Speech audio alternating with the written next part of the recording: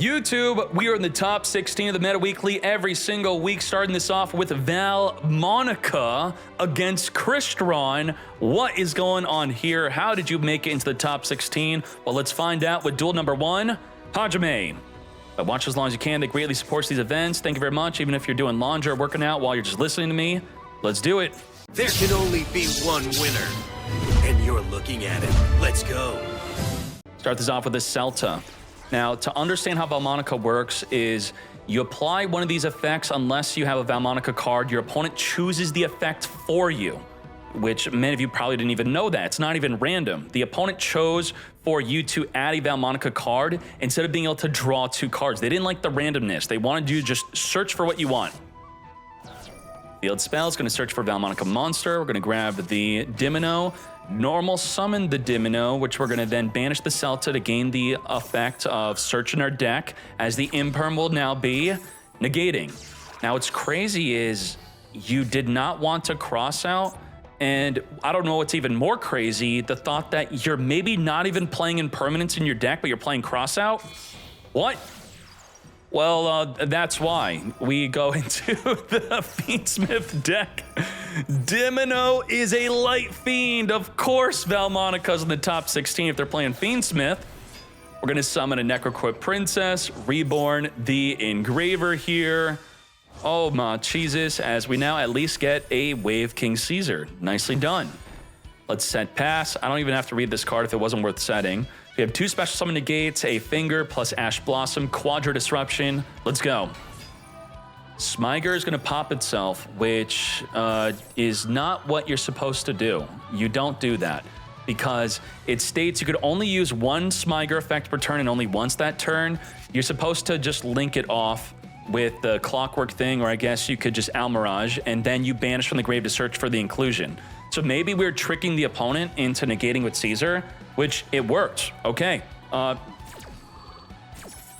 you know, I guess even though that is the main combo starter to search your deck, the effect of being able to summon from the deck a Crystron Tuner, if you're going second, you know, it has its own purposes, at least, I guess. Sure.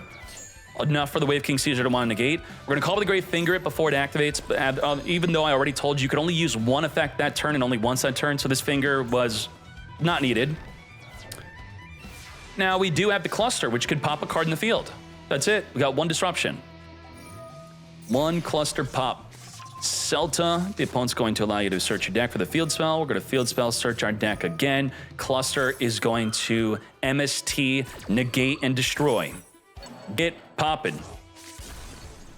I am not going to say that Maxi didn't know that it's a hard once per turn effect. I don't think so. I think Maxi knew. Maxi was baiting out plays, trying to get a Tristaros on the field.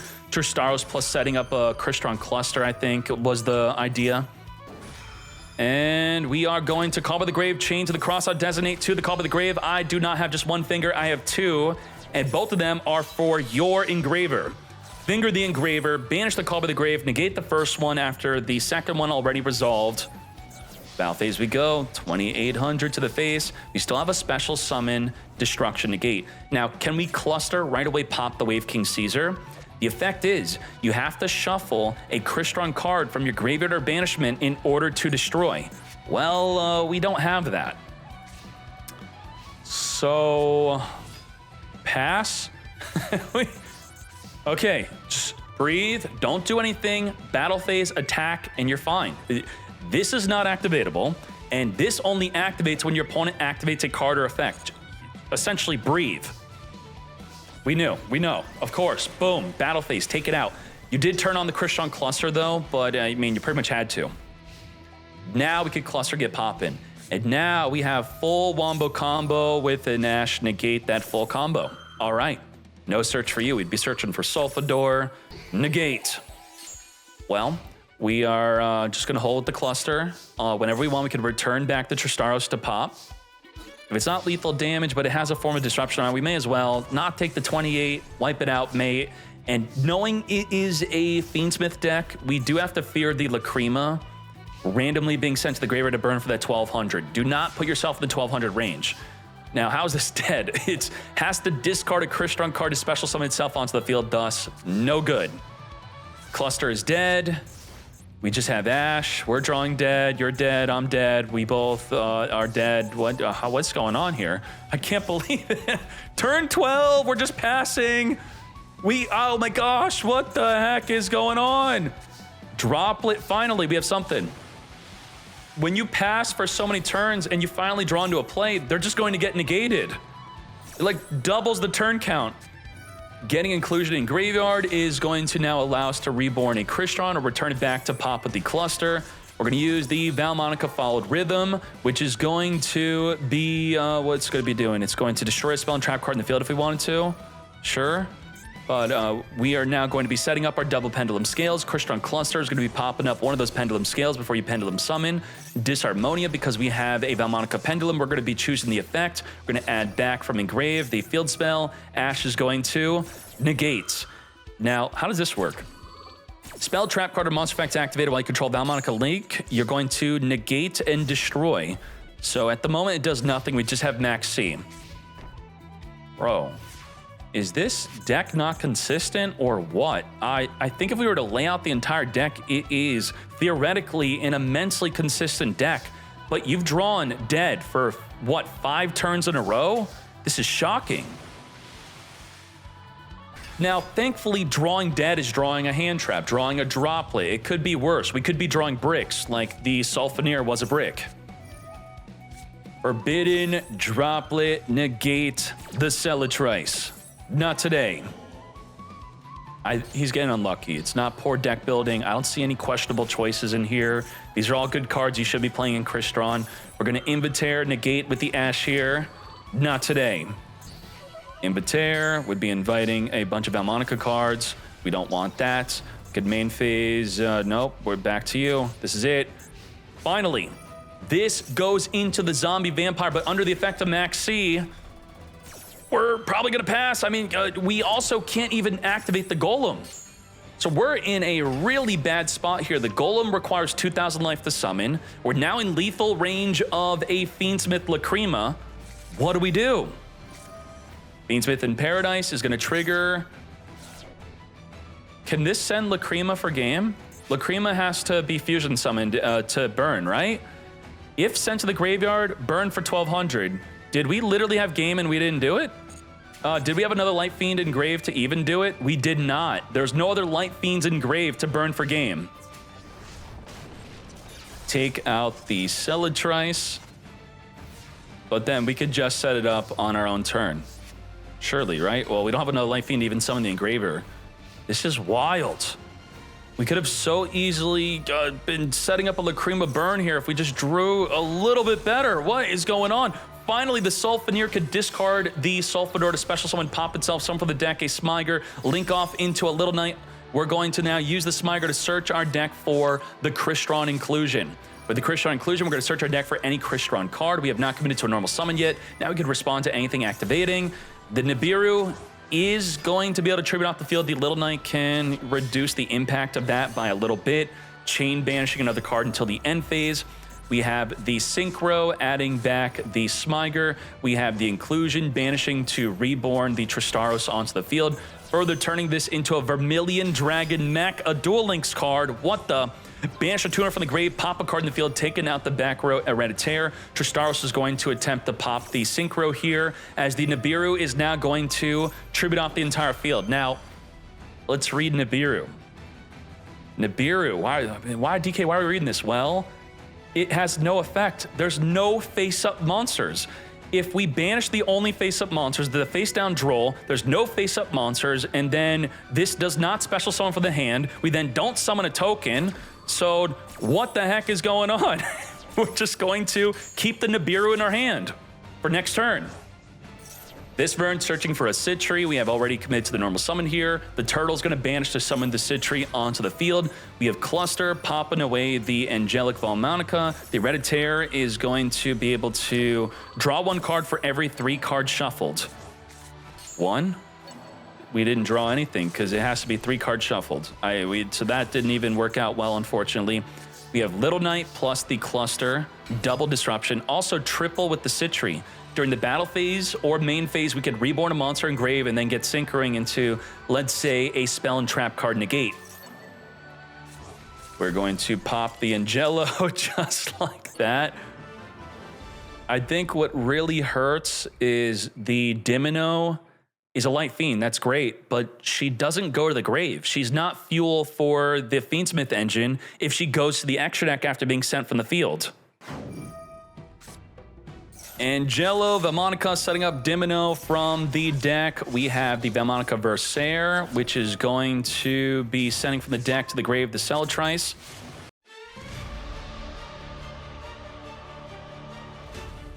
When are we imperming, by the way? I'm just curious. So we didn't imperm the Celatrice, we didn't imperm this. I think now that we know they're playing Fiendsmith, we're waiting for the sequence. Angelo is going to banish from the grave, copy the positive effect of the Versaire. Requiem is here as we summon for the deck our Lacrima Crimson Tear.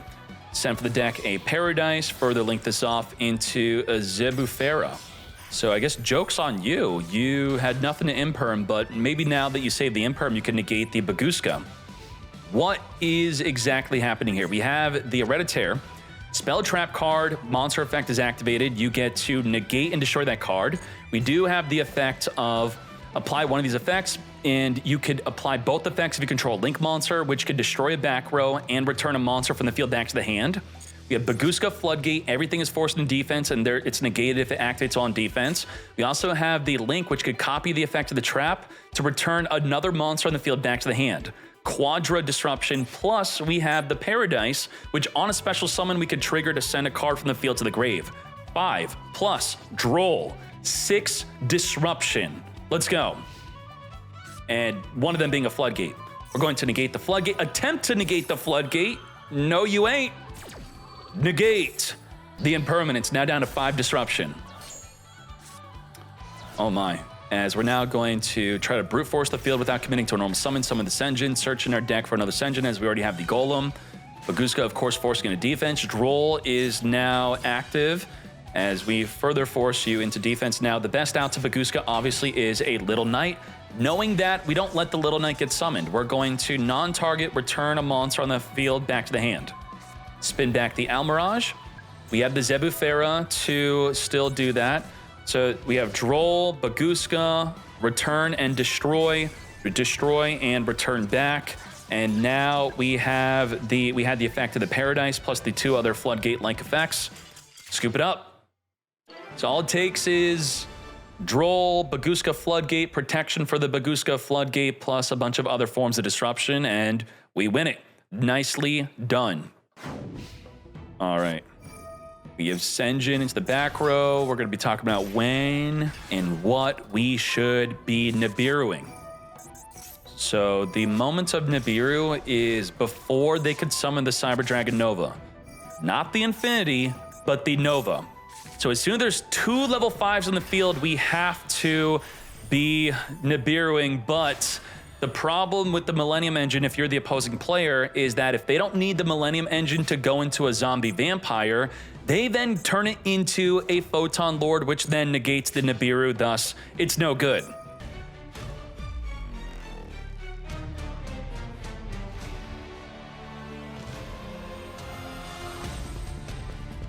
Now we go into the Cyber Dragon Nova. So why you can't wait to Nibiru here is because this states that if this is sent to the graveyard by your opponent's card effect, aka the Nibiru, you then special summon the Cyber Dragon Infinity. There's got to be before, and then obviously on the Infinity, it could just negate Nibiru. Now, what are our disruptions?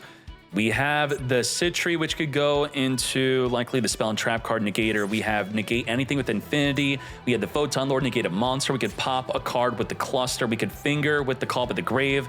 5 forms of disruption, and the Nibiru being dead was quite unfortunate. Engraver attempting to search, Call by the Grave, finger the Engraver. We have to cross out Designate, but then the Cyber Dragon Infinity can negate, and it will negate the crossout, ensuring the finger properly fingers the Engraver, banishing it and negating it from the grave. Shoot. Well, what do we have now? We have the Citri, Photon Lord, and Cluster. We're going to Citri right now, Reborn, and we're going to turn it into our Dragster. Dragster can negate a Pendulum activation. That's a problem. It can negate the Invitaire. This is a monster effect, which you can negate with the Photon Lord. I'm actually surprised we didn't negate that. Crimson Tear, sent for the deck. The Fiend, Smith, and Paradise is now going to the Requiem. Requiem will be a good negate on the Photon Lord, potentially. What are we saving the Photon Lord for? I mean, we're summoning a negated Engraver. Maybe we're just saving it for a sequence, which we could already pop with the cluster. Dragster is about to get wiped out. We're going to pop it. We still have Drag Monster negate, Spell and Trap card negate. Damn. It all came down to the Millennium Engine, perfectly getting the Photon Lord out before the Nibiru was activatable. Done from there. Well done. Let's hop into another match. Foolish Burial, sent for the deck. Tragedy, trigger to search our deck for our Aluber. Aluber is here. Look at that normal summon animation. Ain't no way. We're going to be searching for a Branded in High Spirits. High Spirits is going to be getting the Albaz Engrave plus the Albion, searching for a Springen Kit. The kit's going to be special summonable, returning a card from our hand back in the deck after searching for a Brightest Blazing. Notice how we're playing around Ash or Impulse. We have Anaconda. So can you Ash Anaconda? No. Can you Impulse Anaconda? No. But Anaconda's copying an effect that is impulsable or ashable. Yes, but the effect is still to copy, and the effect isn't actually the effect until the resolution of that effect. We're going to Branded Lost, Anaconda. This is crazy. I can't believe it. Can't Ash, can't Impulse. I think a lot of Branded players are undervaluing Anaconda too much. Anaconda should probably be the default play, as you should assume everyone has Ash in their hand. Use it up into Mirror Jade. This will trigger the Lost, as the Ghost Ogre is going to be able to chain to a Fusion Summon. That's because Fusion Duplication and Anaconda is not an effect to Fusion Summon, so they can respond to the summon, thus this is now Ogreable. Mercurier, negate. Do we have another Mercurier to search for, mates? So while it is a Fusion Summon, it wasn't an effect to Fusion Summon, if you understand how that works. Now we have the Branded in red. Let's talk about our forms of disruption here. Another great benefit of the Anaconda into Mirror Jade is it keeps Albaz engraved, where otherwise, if you have another way to go into Mirror Jade, you're likely taking the Albaz that was in Graveyard, returning it back in the deck, or banishing it. And with it engraved, that means the Mirror Jade is at least two forms of disruption. It's a non-target monster banish, plus the ability to send a Rinbrum to then reborn that engrave Albaz. And we are also backed up by a Mercurier monster negate. We have the Brightest Blazing, which can negate everything on the field except the Mirror Jade. So that's 1, 2, 3, 4, and then 5 disruption with the Branded in red, adding back the Albaz and then fusing into a form of disruption. Gold Sark, banish from the deck. Banish, it's supposed to banish Blaster, but we only play one Blaster. And if you only play one Blaster, we keep on drawing Blaster because that's how the Konami Shuffler works, I guess. I don't know what to say. This was supposed to be full combo. Impulse. Negate. The effect, not the activation, thus the Branded Lost does not protect it. Well, can TTK finish up this duel? Tragedy is going to recycle a card engrave. We have Branded Fusion, which we could use the Impulse onto. Impulse. Negate. No summon from the deck. And some people are misunderstanding how Branded Fusion works. You cannot special summon the turn you activate this card. So if you link summon before, you obviously can't activate. If you activate this and it gets negated, the effect, you can't link summon after. You can't bait out an Ash, then go into an Anaconda. This would probably be a tier 1 deck if that were the case. I don't think probably. I think it straight up would. That'd be so broken if you could just check for Ash Brand Fusion and then go into Anaconda. Gold Sark, banish from the deck here. Our Tragedy. Didn't you start off the previous duel with a Foolish Burial in the Tragedy? Now you have Gold Sark. Well, Gold Sark is semi-limited.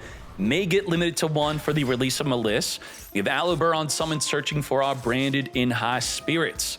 Well, again, not searching for Branded Fusion. One of the main rules of Branded is, number 1, your opponent has Ash Blossom. But what if they don't? Nope, they do.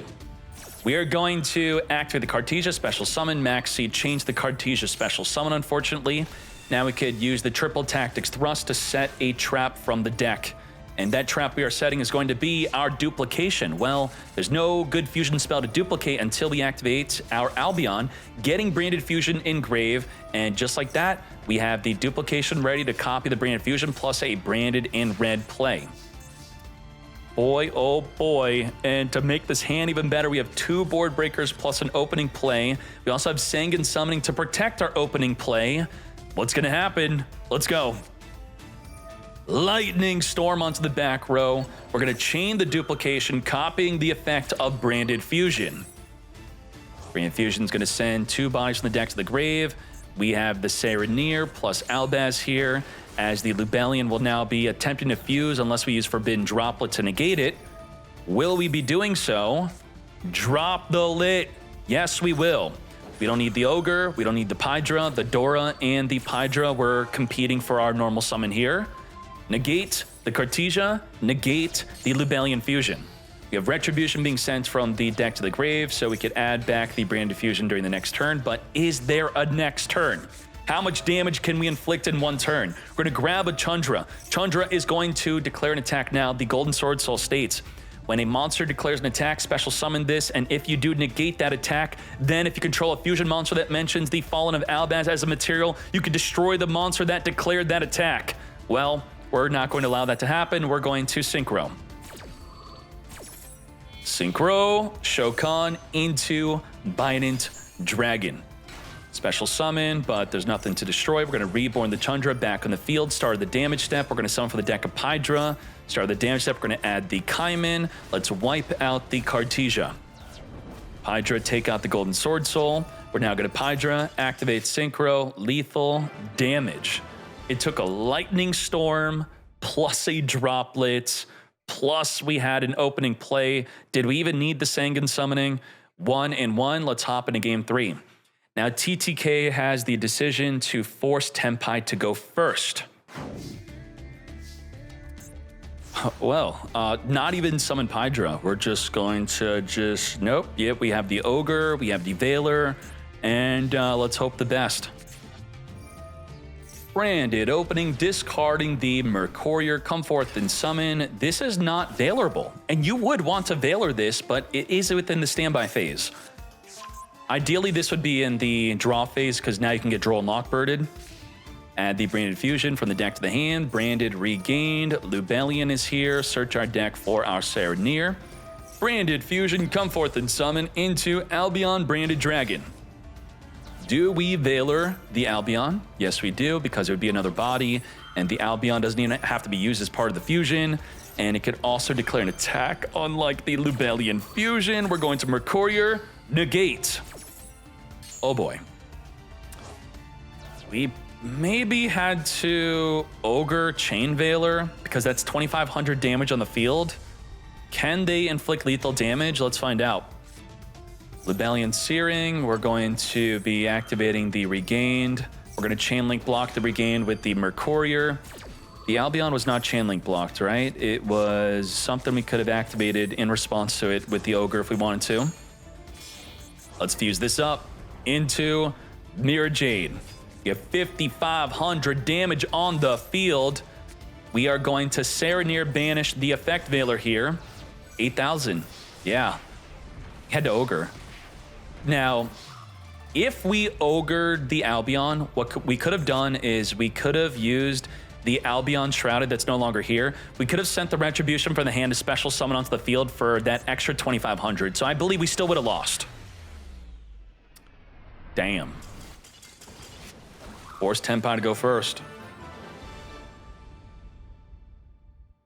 Was opening was in grave also. Thank you, yes. Opening would have also protected if the Albion were to attempt to be destroyed by the Ogre play, which, you know, again, we already established that even if the Albion was destroyed by Ogre, they still had lethal damage. But yes, that is worth noting. Protection from destruction. Albion Shrouded sent from the deck a Retribution to draw a card here. We're going to special summon the Cartesia. Branded Fusion. Now, what the Cartesia protects you from is the Veiler or Impermanence. You now can't Imperm Veiler and Alibur, or the Fusion will dodge it with the Cartesia. Come forth, Albion, Branded Dragon. Albion it up. Fuse with the hand, field or grave by banishing for our Lubellion here. Lubellion on summon is going to discard. Now, some branded players get to a point where they feel like, okay, they don't have Veiler or Imperm. It's going to be more beneficial for me to chain the Cartesia for the Lubellion to at least get use out of the physical Lubellion card before it gets returned back in the deck. But then they could chain Veiler to that, and that would be the mistake. Mirror Jade it up, as we're now going to send the Albion Branded for our Bestial Lubellion into a Nibiru. We're going to non-target monster banish with a Titan Clad, and we're going to Cartesia Fuse. Veiler negate the Cartesia. We do not want them to get a Grand Granule in the grave, as the Grand Granule would have the effect to summon a Quem, which we're already pretty much doing with the Titan Clad. Nibiru. The Grand Granule would be triggering from the Nibiru's secondary effect of summoning the token. We now have Titan Clad summoning that Quem. Quem is going to send from the deck a Retribution. We played 2 Retribution in a 40-card deck. That's wild. That's pretty interesting. We're going to, in main phase 3, which is just the end phase, we're going to send that Grand Granule you desperately did not want us to get engraved, searching for a Mercurier. We have the Quem triggering to reborn the Mirror Jade back onto the field. Wow. What a special play that was. That was some good stuff. Jesus. Retribution, recycle that Branded Fusion Engrave back to our hand. As we Mirror Jade, the one that's on field, wipes away the field. We got some plays. We do have an Albaz Engrave, meaning we could send Rinbrum to reborn it to fuse with their field. So that's a non-target monster banishing to fuse with their field into whatever we summon being a disruption, into the Mercurier being able to negate a monster effect, into the Branded Red fusing into a form of disruption. We have about at least 5 disruption. Maybe Quem reborn Mirror Jade for another disruption. Probably not. Mercurier, negate the Diablo Star. We do have this banish ready, and we're going to banish. We're going to do it. Send the Rinbrum, as I said. Non-target monster banish. Reborn the Cartesia. Now we have Lacrima Crimson Tear send from the deck the Engraver here. We're going to Rinbrum, reborn the Albaz to fuse with that Crimson Tear. Let's fuse it up. It's going to be an Albion, likely. Albion Branded Dragon, of course, since it is a light. We're going to fuse the Graveyard into a form of disruption, which will be the Borlode Furious. We can now pop a card in the field, and we have the Branded in red. Tract is here, but what are we going to do? Very well done from Yusuf, playing through the Nibiru perfectly. That was amazingly well done. We tributed off the Lubellion on field before they could set up a Branded Lost, and that is the opposing player with Nibiru. But even with a well-timed Nibiru, it did not matter whatsoever. Now we have room for a lure. And we have 2 Retribution and a Sword. There is no way. I mean, you do also have Max C, which was an option. I think it's a good one you definitely want in this. At least can eat an opponent's Ash. Eat their Ash, and then they can't use it against your Branded Fusion. That, of course, is great. Babeluri Reborn. We could droll ourselves here and still perform the full Fiendsmith play. Let's speed this up, as we're now under the effect of droll.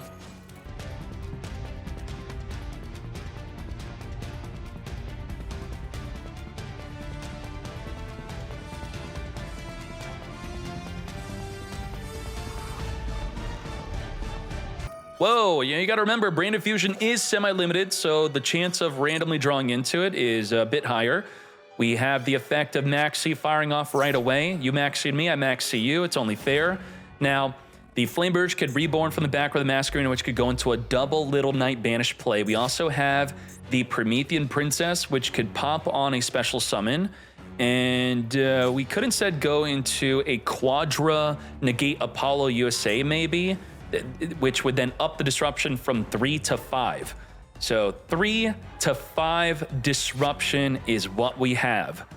And I don't think we're playing the Fiendsmith in Paradise play. We don't have it anyway. Well, we'll just say 5 and see what we go into with the Masquerina. Albaz. On summon, get fusing right away. We're going to fuse away with the Phoenix into a Mirror Jade. We're going to trigger the Promethean Princess. Mirror Jade's going to non-target monster banish the Flame Burst, ensuring that it does not reborn 2 level 1 fires. We're going to summon from the back row our Masquerina. So we're at 2 to 4 disruption here. Let's banish the Flame Burst. Masquerina is not going to be able to go into nothing now. Can't even use it. So we had 5 potential disruption, 3 to 5. We used Promethean.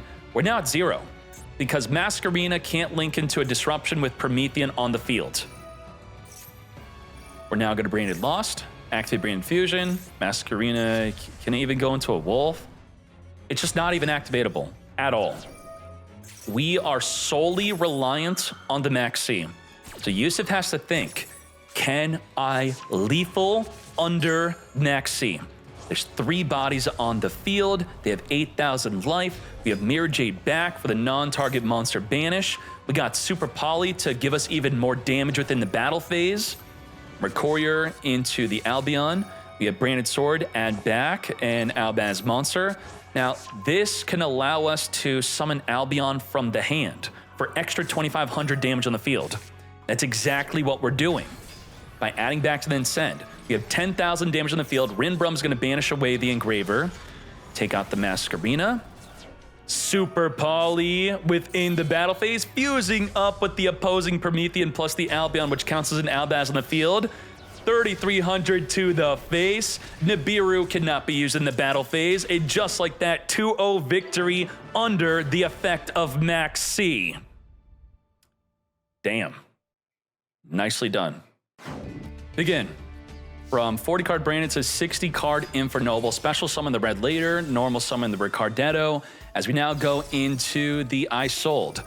The first effect you wouldn't want to negate, but the Ogre is going to completely wipe it off the field, thus the Ogre is a good activation before they go into the second play. Now, if we knew they only had Ogre, let's say we're playing against Punk, they search the Ogre, you wouldn't even activate the first effect, you would go straight to the second effect to play around that Ogre play. But we could see that they had Ashe to also negate the second effect. We're going to Senjin summon from the back row. Ashe could have completely negated that summon, so we're saving Ashe for something else. Ogre search, I should say Senjin searching for the Golem, Golem searching for the Wedju Temple. We've already used up our normal summon, so we're going to put the connector into the back row. Shield, also in your deck. You what, mate? Ashe could have stopped all of these bodies on the field as we now go into a second copy of the Isolde. Oh my Jesus. So the question some people have is, why not imperm the Isolde? You negate both effects for 1 imperm. Well, the second effect is a hard once per turn activation. So if you imperm the first effect thinking you're stopping the second effect, they just summon a second Isolde and they play right through your impermanence. Thus, you do not imperm the first effect. Ashe, negate. So we went through all of that trouble and hassle to get into a second copy of the Isolde just for them to still have the Ash Blossom.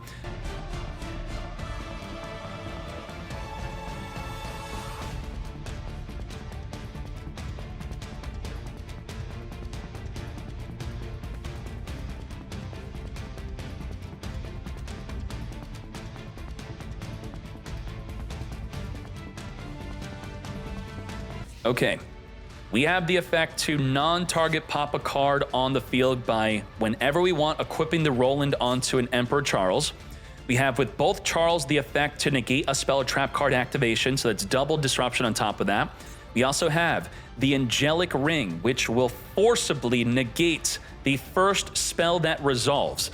If you use Charles to negate the activation, the spell doesn't resolve, thus the Angelic Ring will not negate. So we could just straight up negate that Drill Beam. We also have the Impermanence. We also have a Promethean Princess engraved to pop on special summon. About 6 forms of disruption. Let's go. Drill Beam's nothing against this. We have 3 negates for Drill Beam. Drew Swarm, banishing the Isolde, come forth and summon. Roland is going to equip 2 now, non-target pop the Drew Swarm. We're at 5 disruption. Drew Storm's going to target the Emperor Charles. We just lost a spell and trap card negates. We're now going to go into the Requiem Mate. We have a spell and trap card, Angelic. We have Imperm. We have Promethean Princess. Imperm, negate the effect of Lacrima Crimson Tear sending an Engraver here. Do not get confused about this interaction here. You do not negate her if they have not used Requiem already. If Requiem's effect has been used and they don't have Engraver in the grave, it's a checklist. If those two things are true, only then can it be an option to imperm the Crimson Tier. Now, what do we have? Requiem equipping onto the Crimson Tier, as we're now going to send to the grave for a Typhon. We cannot activate our Charles, and it's going to get spun back now potentially, so we're going to use Promethean Princess, and Angelica Princess, when targeted, is going to jump off the field. We can't negate, but the Angelic Ring can. Woo, let's go. On the resolution, Angelic Ring will forcibly negate. Damn. Protected. Typhon lockdown Charles. Angelic Ring negate the Drill Beam. Promethean pop the Typhon before it could return the Emperor Charles back into the extra deck, and we have survived. End phase, equip a card, and let's now clean up this duel. Very well done, as we played through in Ogre and in Ash, completely stopping the Isolde and still making great plays. We're going to use the effect of Lacrima, summon Requiem, which could then summon Lacrima, which could then send the card that is the Fiendsmith in Paradise. We're going to gear free, just negate. I don't think so, mate. No Fiendsmith in Paradise for you. Battle phase with over 13,000 damage. Lethal damage. The Millennium cards are nuts. Any deck that could use the Millennium cards to bridge into their core plays, you need to be using them. Again, not recommending, not telling them to do it. Don't write that down. Add the Tract. That is when the deck is vulnerable to a Droll Lockbird, only when Engraver adds the Tract. We're going to max C, chain to the Lyri Reborn here. And when we end our turn, we're still going to have Imperm, Nibiru, and a Druid Swarm. Lacrima Crimson Tier, attempt to send a Fiendsmith in Paradise here. Imperm, negate. Not today, mate. Surely we don't further summon after that. Of course we don't. So we have triple disruption. And this is a part of a term I would like to say is hand trap resilience. Millennium cards give you hand trap resilience, but also just playing a lot of hand traps give you hand trap resilience. And I think the metric of how resilient your deck is to hand traps is how many disruptions did you end on after getting disrupted? Well, we still have 3 disruption after getting disrupted. That's great. And if you were to, as we saw in the previous duel, they got ashed, they got ogred, but because of the Millennium cards giving them hand trap resilience, they were able to play right on through those disruptions and then make a full freaking field. So this is a big reason why the deck is so good, because more so than any other deck, they could play so many hand traps. It's like 20 plus hand traps they're main decking. Senjin, put itself into the back row here. No Ash or Ogre to stop it. Searching for a Golem. You don't even commit to your normal summon by making these plays. Can't imperm this search as we grab a Wedju Temple. Wedju Temple's going to put the Drone Lockbird from the hand into the back row, plus another Senjin. To summon our Doom Dragon, we could imperm this if we want to. We do not, pushing back to the Crimson Tears as we grab the Diablo Star here. We're about to play into a Nibiru. Now we could turn the Senjin and the Doom Dragon into a Photon Lord if we play it. We do not play it. We are playing them for the Zombie Vampire, it looks like, and also the Isolde play where you go into Little Knight into Isolde. Let's see what is good. As we put into the back row the original Sinful, Gearblade equipped. We're going for battle? Is this lethal damage? What the heck? Let's read this exactly. At the end of the damage step, if the equipped monster attacked, you could send this to the graveyard. During this battle phase, each of your warrior monsters and fire monsters can make a second attack. We definitely have lethal with this. And is it lethal through a Druid Swarm? Let's find out. On 4 summons, we did this. Attack with Diablo Star, block with the Druid Swarm. We're going to take out the Druid Swarm, trigger the effect of the Gearblade. Now, Warriors and Fires can declare an attack again. Doom Dragon can attack again, but we're going to send the Doom Dragon to the graveyard. The Diablo Star already attacked, so just like that, we have 2750 to face and not enough for game. Original Sinful, as we're now going to inevitably be playing into the Nibiru. Let's Little Knight on summon. We are not activating. We're going to go into an Isolde. And on the resolution, I think we're just going to Nibiru. We're going to imperm. Now, I say to not do this, but we are in what's called a simplified game state where all previous rules no longer apply. We're now a bad negate can be a good negate because we know they only have one other card. Now, if this one other card is a warrior that they could special summon and then turn the Isold plus that warrior, not even special summon, we could just normal summon. So even in a simplified game state here, this may not even be a good negate, but because we have Nibiru to tribute off the field, if they do normal summon another warrior, then maybe that's the reason why we want to do that. We're going to cross out designate, negate, and then we're going to Nibiru. Tribute off that Isold, not happening today. Now, another big part of decks is recursion. Do we have any recursion-like effects in Graveyard? We have Engraver, but no Light Fiend to summon itself from Engrave, because we have our Lacrima Crimson Tear stuck in the back row. So that small nuanced play of using Doom Dragon to push back Lacrima Crimson Tear shut off their follow-up play. And then they top decked into a barrel. Ain't no way. Okay. What the Lordy Load searching for a Drill Beam. Now, Drill Beam's not activatable until the Lordy Load summons a normal monster onto the field, Moon to the Closed Heaven, and then it was also worth noting, literally any monster, even a hand trap, normal summon alongside the Nibiru would be Moon into the Requiem. I'm gonna say it, I agree with it now, not like in this instance right now, but after some consideration, I think Moon should get banned. I think so.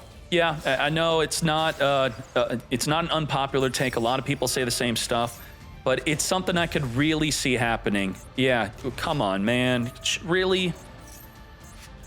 Let's reborn the Engraver. 5,400 damage. You did use the Millennium cards, thus you're at 4K. To game 3 we go. Crazy. Absolutely crazy. Now, comparatively to the TCG, Nibiru in Master Duel, according to the official in-game analytics of the highest ranks, played at about 30%.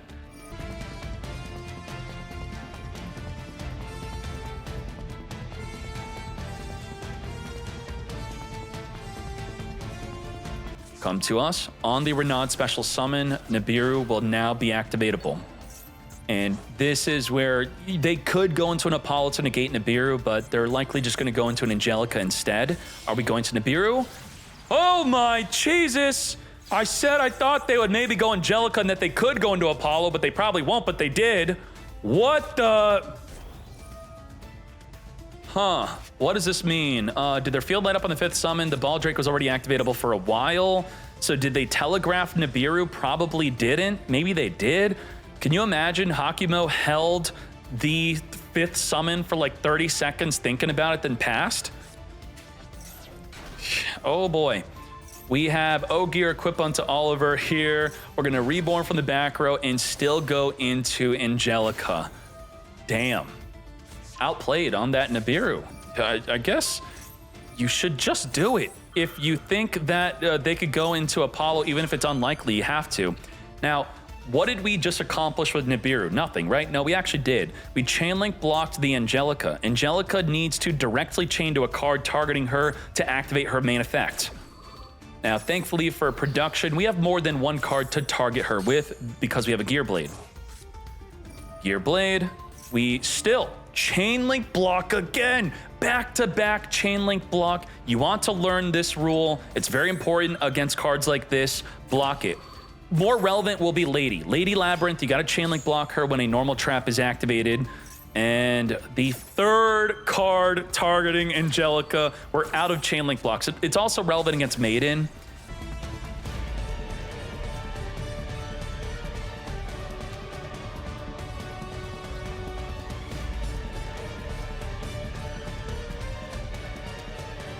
Let's end the turn. Let's resolve and talk about our forms of disruption. Let's trigger. Let's pop the Baldrake.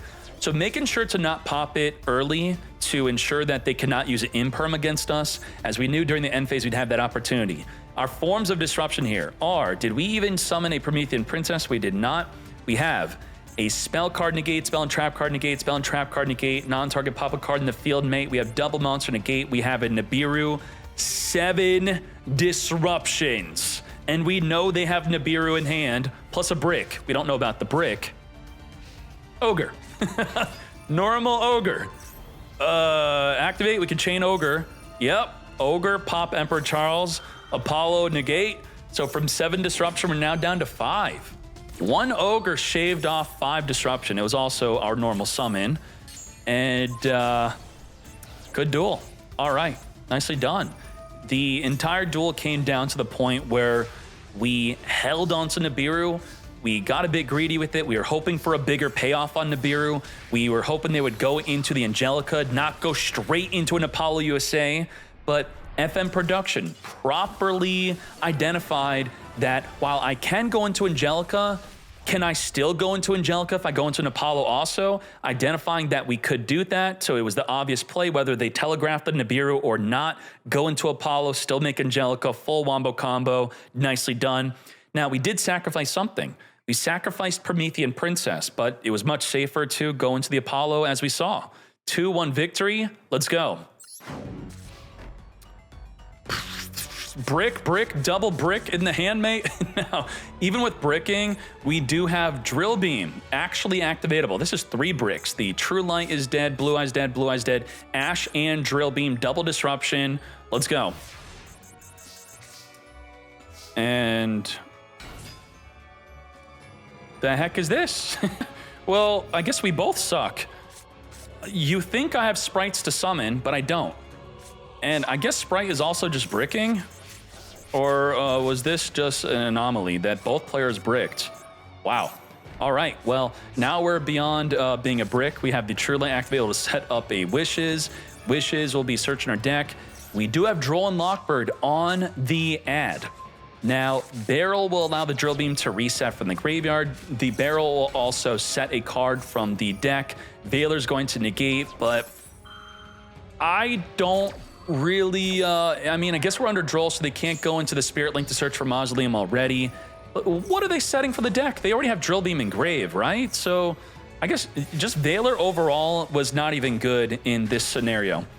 We're going to be summoning a Blue Eyes. We're going to be equipping onto the Blue Eyes here to now turn it into a Tyrant Dragon. We can now turn this into a Hieratic Seal. We'll have the power of Ash, Hieratic Seal, and Drill Beam. And this overall, even with a good hand from Sprite, is really bad for Sprite. You'd normal summon a monster, the Hieratic Seal could bounce it back. You'd normal summon a monster, the Drill Beam can banish it. So 2 cards that could disrupt your normal summon, you know, maybe Sprite's a bit outdated, possibly. Ori, I have no play, man. I don't have anything. This is all I had. I had normal summon Ronin Totem in pass. I have normal summon Angler in pass. I got nothing. But now I could use Triple Tactics Talent, so thank you. Ash, negate the Maxi Mate, ensuring we could actually draw 2. But what are we drawing 2 into? Think about this. We draw into any Sprite, it's dead. We have to draw into a Sprite starter. That's pretty much it. We draw into Beaver, it's dead. We draw into a Swap Frog, it's on. We get to discard that Angler, we pop off from there. Swap Frog, Sprite starter is what we desperately need. Well, doesn't matter. Banish and negate. Got you, mate. Now, Sprite will at least be able to go first on the next duel, as this one's obviously over.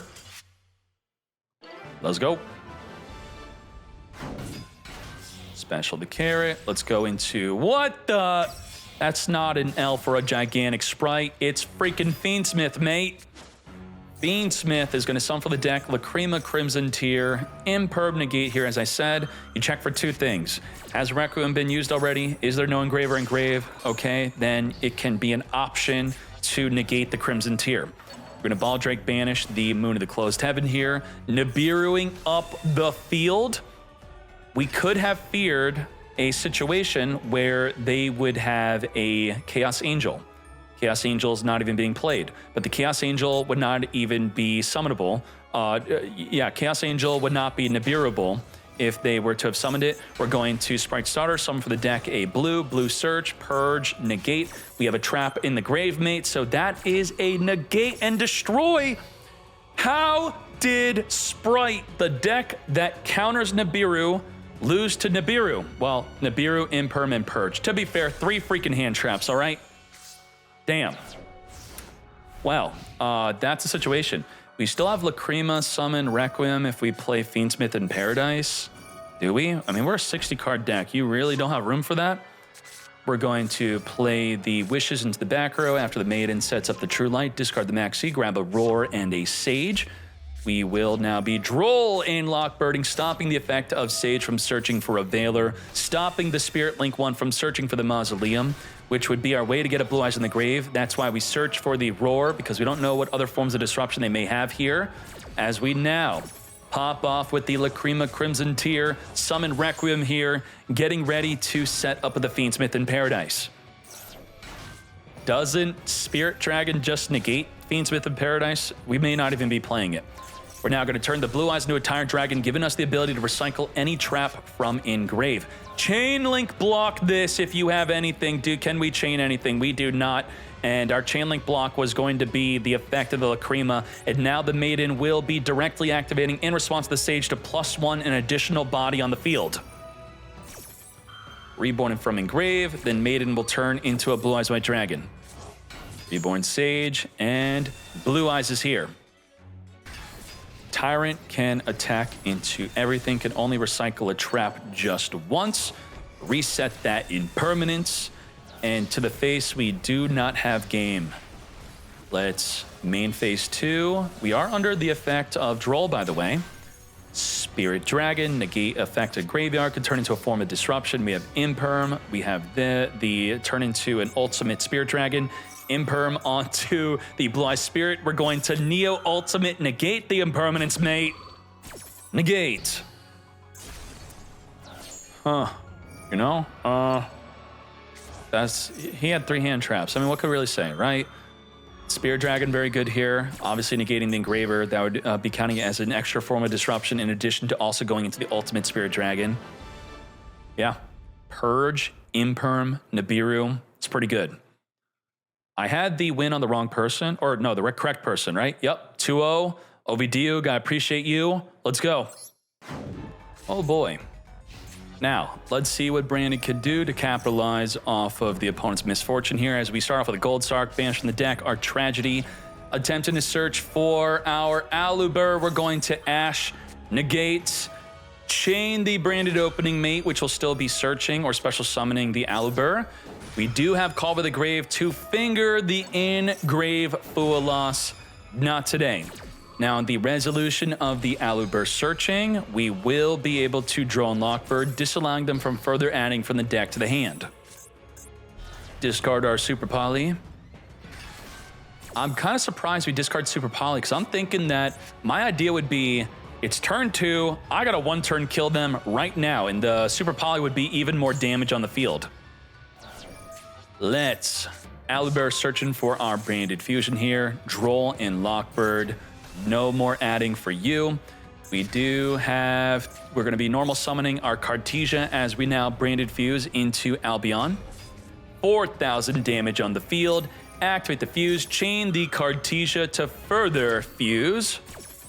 As we now turn this into how much damage? We have 25, 25, 3K for game. Just like that, it is over. This, of course, needs to be turning into a Mirror Jade first. And just like that, 5K, 3K, let's finish this up. Take this into game number 2. Albion, unlike Lubellion, can still attack the turn it activates the fuse. Lubellion cannot attack. If you negate its effect, it can attack. Let's hop into game number 2. Nicely done. Albion can't attack. Well, he cheated then. No disruption from Peria.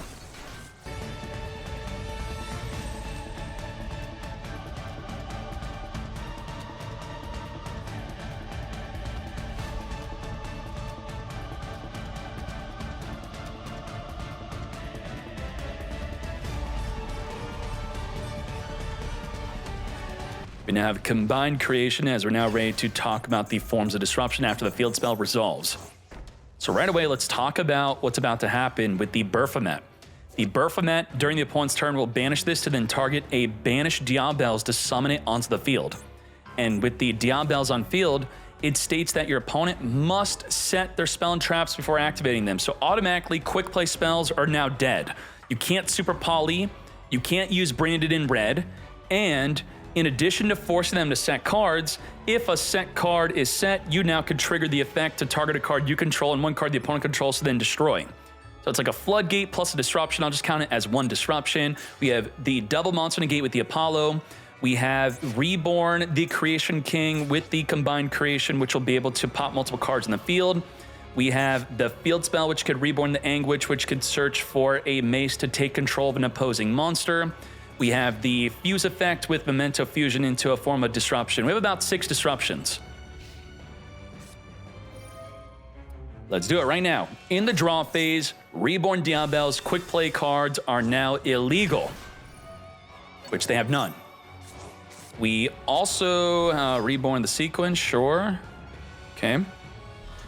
As we now summon the Fallen Albaz. Fallen Albaz will be activating, did not activate. We still want to do this early though. Okay, sure. We're gonna pop in the Bone Party, search for the Sleepy, trigger the field spell. And we lost the combined creation. Sure. Acheron is gonna trigger, Reborn. Field spell is gonna Reborn the Creation King. So we at least lost 1 disruption. We're gonna pop, we're now down to at least 4 disruption. Set the Gold Sark, we're gonna pop the Gold Sark by popping the sequence. We have the Fusion Deployment, Reveal, Summon the Albaz. We're going to Memento Fusion here. Return from the grave, summon a Twin Dragon. That is not the form of disruption I was thinking with a Guardian Chimera. The Mace is not even a disruption anymore because we lost the combined creation. Only if we control the combined creation, which we have no way to Reborn it back in the field, can we take control of a monster. So these 3 fingers are now down to 2 as it's literally just Apollo. Double monster negate Apollo and nothing else. Huh. 0 disruption? How did this happen? How do we have literally nothing now? We lost out on Mace Steel because we popped Combined Creation early. We lost out on Guardian Chimera because we summoned something else instead, but it was enough. Let's return 5 cards back to Reborn our combined creation. They do have the Banishment, which could Reborn the Tragedy to fuse with either side of the field here. As we fuse away the Creation King and the Albaz to make a Mirror Jade. We have non-target monster banish. We do have an Albaz engrave. So through the Mirror Jade, you may be thinking, this is 1 disruption. It's actually 2. We can use the Mirror Jade to send a Rinbrum, then use Rinbrum to Reborn the Albaz as that's, and then actually it's 3 disruption because then the Albaz after fusing goes into another form of disruption, triple disruption. There's the Rinbrum, non-target monster banish. Darkblade's going to pop itself. We do have an Albaz engrave, don't get confused with the alt art here. Sleepy is getting summoned.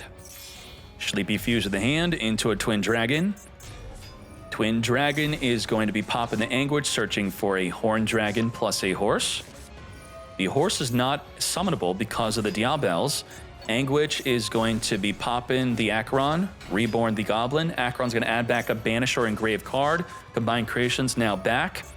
Goblin pop itself, send up to 2 cards in the deck to the grave. We're now going to re-summon the Combined Creation. So in total, we've returned 10 cards in the same turn to get this Combined Creation on the field. Now we're going to use our 2 buys to go into Moon to the Closed Heaven. Let's speed this up, or let's not, because we're going to stop right there.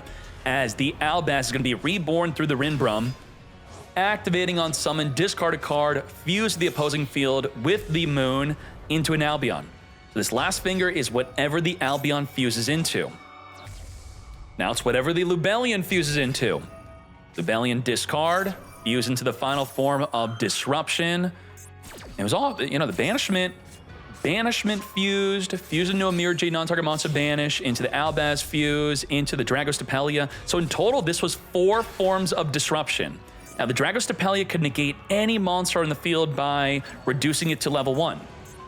We're going to reduce the Combined Creation to level 1, and it is now negated. As long as Dragostapelia is face up. So by negating at the end of their turn, we get to double up on the negate. The Diabel's continuous effect is not negated, where you still have to set your spells, but it will no longer trigger. Come forth, Aluber. Alubur on summon. Mace is going to take control of the Mirror Jade. Your Mirror Jade is now mine. Now, Mirror Jade already could not activate. And if we took control of the Dragostapelia, are our monsters still negated? Let's read Dragostapelia. Negate the activated effects of your opponent's monsters.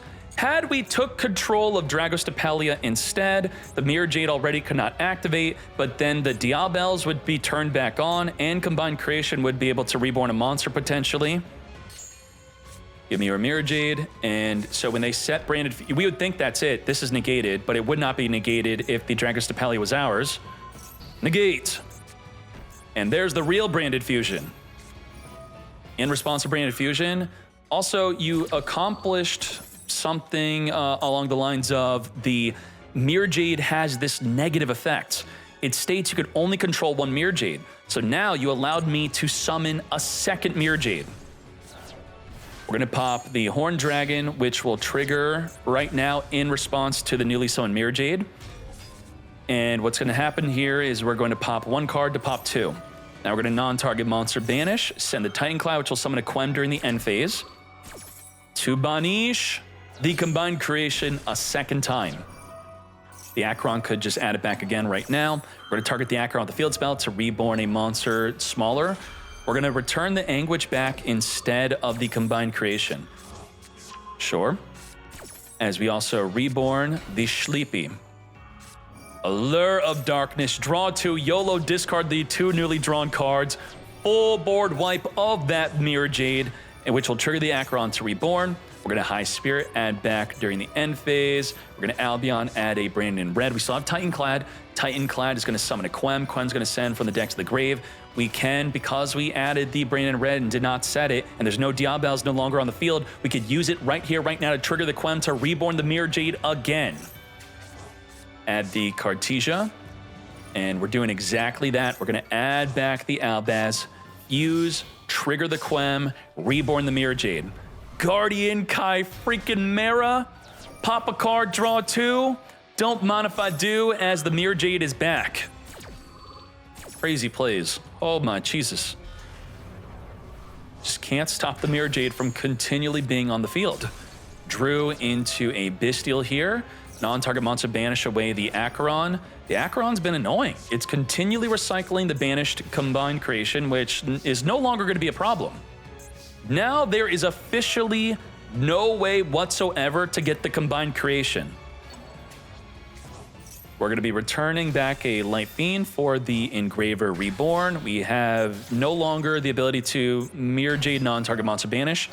We still have the Quem to reborn the Albaz off of you summoning a monster from the extra deck to then fuse with your side of the field. But under the effect of Max C, it's going to result in a draw 2, possibly draw 3. Albaz, discard to fuse, Chain Requiem. If we summon a Crimson Tear, it's not going to activate. It's going to be immediately fused away. As we fuse with Lacrima going into our Albion, we're under Max C. Do we activate this or we stop? We're still going under the effect of Max C. And we're going to finger the Albion, so I don't want to draw because I don't want to see what that Albion's going to fuse into. No thank you. Keep it on the field, keep it negated. Anguish, which we return back to our hand instead of the Combined Creation with the Acheron, is going to grab the Horse. Come forth, Horse. Horse will pop itself, send up to 3 cards in the deck to the grave. What do we even have left? Like, let's think about this. Do we even have a Creation King? Creation King and Creation King are both banished. Combined Creation is banished. We don't have another Creation King in graveyard, do we? We're out of boss monsters. Where the boss is at? Gaddock is attempting to reborn, then add back a card in grave. Memento Fusion is going to fuse away with that Gaddock into a Duke of Demise. What is our win condition? I think we're out of win conditions. Additional summon, Droll, and Lockbird. That's it. If you can banish both Creation Kings, Combined Creation, and the Acheron, which can recycle those cards, you now win. Nicely done. And Pariah was able to, in fact, banish everything. Let's now speed this up into the inevitable win. Albaz is here, fused with the Duke into a Mood Dragon, 14,000 damage on the field. Nicely done. Really good plays. Oh my Jesus. Branded is nuts. You all need to learn the deck today. Start off with a bonfire. You know, we have a ton of diversity with the amount of different hand traps we have here. Ogre's gonna pop the Snake Eye Ash.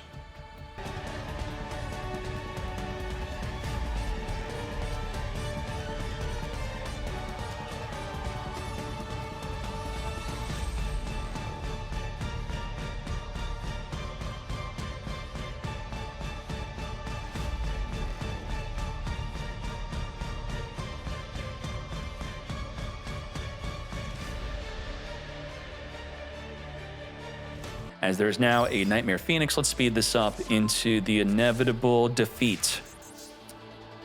Now, it is unfortunate. We had 2 dead cards. Regained is dead. Driver is dead. That's really unlucky. Let's reborn our Masquerina from the back row. As we are going to set up Regained. It's no good. We're just going to go into a Little Knight on Summon, Banish, away the Regained. Get that out of here right away. We're not going to even give it a chance. Oak is going to reborn. We have Link Rebo at the start of the battle phase to protect the Apollo USA, so you're not going to be able to swing into it, so you may as well just normal summon the barrel, as some people may be thinking, oh, Magna Hut swing over, not going to be a thing. Now, Beansmith Control will go first, and if they get disrupted by hand traps, the idea is that's okay. I have every other card in my hand being a hand trap as you stopped my, let's say, normal summon a barrel. We have Crimson Tear, sent for the deck, Fiendsmith Paradise, as we now go into a Requiem. Requiem jump off into Engraver, equip onto the Engraver, send to the grave for our Princess, tracked, add Engraver, discard our Dead Driver. As we're now going to draw and Lockbird after that, Engraver is going to reborn itself by returning back the Requiem, then turn these 2 bodies into a Wave King Caesar with 2 hand traps. We have a double special summon negate. Maxi is going to get stopped by that Call to the Grave, unfortunately, and this is one of the main cards that makes your deck better than theirs. The fact that they don't play well under Maxi. Well, they got the stop, so in this instance, Snake Eye Fiendsmith is definitely in the better position. Now, what really sucks about Wave King Caesar is it has the effect to negate a special summon, but they're going to special summon and we can't negate it. Why? What the heck's going on here? Let's read this. When a spell or trap card or monster effect is activated that includes the effect of special summon, well, this is activating to special summon and add. The key issue is it can only negate a monster effect or a spell and trap card. This is the effect of a spell, not the activation of a spell card. So it can't negate this. It can't negate the Golem. It does nothing against Millennium. And then you could summon a Doom Dragon. You can't stop the summon of Doom Dragon. Doom Dragon could just push the Caesar back. So 1 Millennium card is a definitive out to the Wave King Caesar entirely. It not just plays around it, it also outs it. Finger the C, and that's it. Wave King Caesar is done. Doom Dragon it into the back row, and then we just have Magna Hut, which is obviously not going to be enough. Summon, can't negate, Wedge Temple, put the Nibiru, and there you go.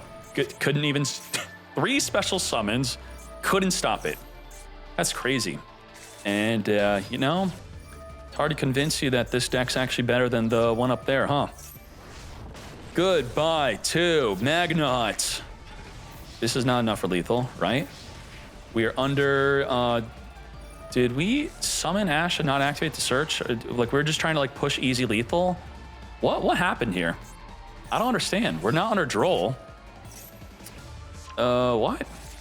We didn't want to add? Was there... okay, let's go into Link. I think we're just trying to be nice to try to win real quick. Apollo, USA, 3200. We were pushing for game, but the random Magna Hut stopped lethal damage. Let's discard the Lurie. Yeah, I think he thought it was just over. He just wanted to end it. It's like, oh, it's not over, fine. Lacrima Crimson, send from the deck Engraver. Requiem equip onto Lacrima. Send the back row, summon the Oak. I think it's best you never, ever worry about the emotions of your opponent. if you're afraid of them getting angry, if you just take as long as you can to finish the duel, especially in a tournament. I know the chat hypes up, please just end the duel quicker, because then they're reminded of when they're stuck in a duel being 10 minutes longer than it should be. But remember, your opponent can be the one to just surrender. They could end the duel more quickly than you can ending it. So just put up the best board possible. Beansmith in Paradise is triggering on a special summon. Send the Desiree to then send a card from the field to the grave. And I know the pressure in person and paper is a lot worse. And there will be people that will trick you. They're like, all right, man, come on, you got me, let's go. Oh, Mirror Force. We have Promethean Princess, Reborn, our Flameburge. Further going into our Nightmare Phoenix, we are having the Wave King Caesar block any potential newly drawn impermanences. Let's banish away the Engraver here. No more Engraver in sight. We have 2 special summon negate, triple monster negate, banish with the Little Knight, pop with the Promethean Princess. We got lots. Engraver, search our deck for nothing as the Apollo negates. Engraver, Reborn, negate. What else you got, mate? Activate Jerusalem, negate. Your Wave King Caesar wasn't able to negate anything. Mine was able to negate 2 of your cards. Now, because of the Millennium Engine being able to out a Wave King Caesar, and Wave King Caesar is a very popular summon, I would be looking at Fiendsmith Control and see, is anyone playing the Millennium Engine? And at least one person was. Lethal damage, self-inflicted. And there we go. Fiendsmith Control, there is a few of them using the Millennium Engine. Top 8 of a Meta Weekly, mate. We got some Master 1s. So just because your Fiendsmith Control doesn't mean you can't add some extra aggression to your deck. Maybe more Fiendsmith Control players should be playing the Millennium Engine with the context of Wave King Caesar doing nothing against it. Begin. Aluber, normal summon. We are playing against a top 2 deck type Snake Fiendsmith Branded Fusion. In response to that, we're going to chain the Foolos. We're going to chain Branded Opening to summon from the deck a Quem. Well, now we could just add it instead. So they're going to draw 2 off of the Branded Fusion. As the opening discards Albaz to add an Aluber to be normal summon next turn, where otherwise it would have been a Quem on the field.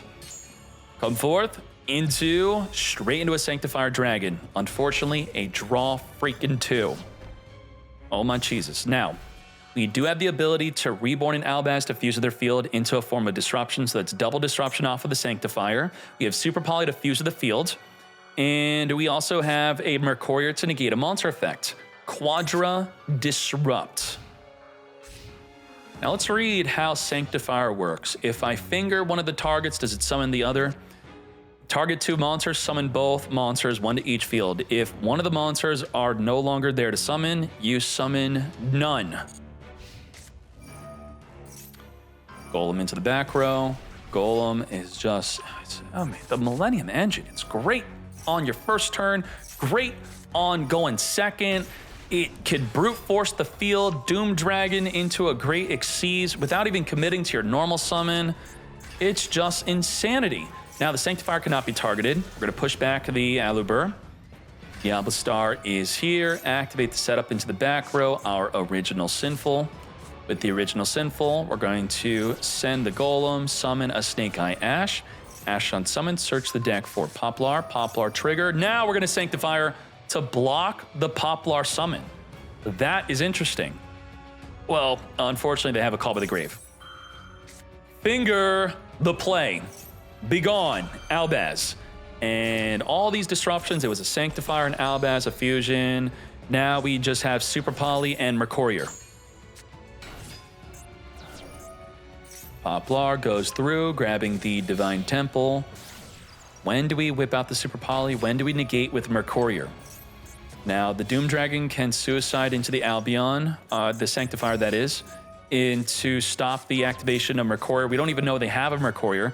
We discard the Aluber to fuse with the field. Using up the Phoenix and Ash into a Mood Dragon. Now, nothing can even be targeted for something like the effect of a Promethean princess. We're gonna Requiem. This, I think, is boom, negate. Great, let's go. Yes. Got him.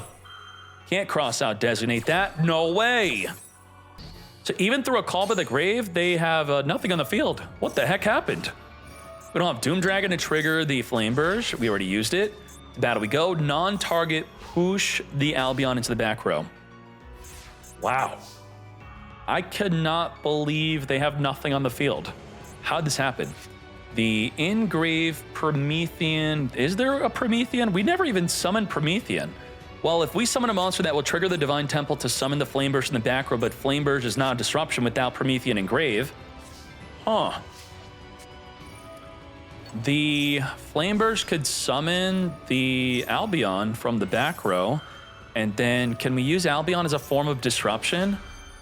If Albion could summon any monster we want from either grave, how does Snake Eye turn that into disruption? I don't think they can. You know, beyond the disruption of messing with their graveyard, I guess. Droll and Lockbird. We're going to... Flame Burst is a dragon! What the... Contact Fuse with an Albaz plus a dragon, sent to the graveyard, no preemptive notification, no activation, it just happens. Retribution, add back the Branded Fusion, and it is now done.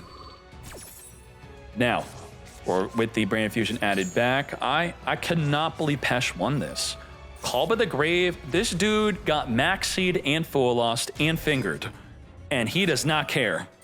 The finger alone, completely messing up the Sanctifier play, is insanity.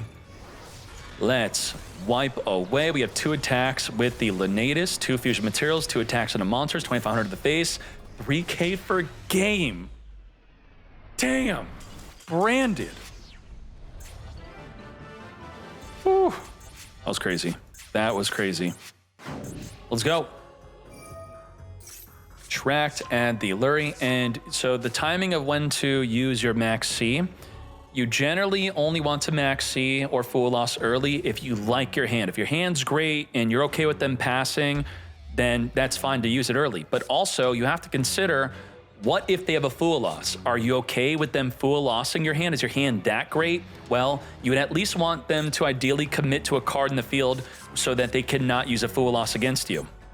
Now, we have Ash to stop Full Loss if we don't end up ashing one of their effects now. So we are guaranteeing a draw here on the Reborn of the Lurie, and the Full Loss is dead. And we're going to further commit into a Requiem. Wow.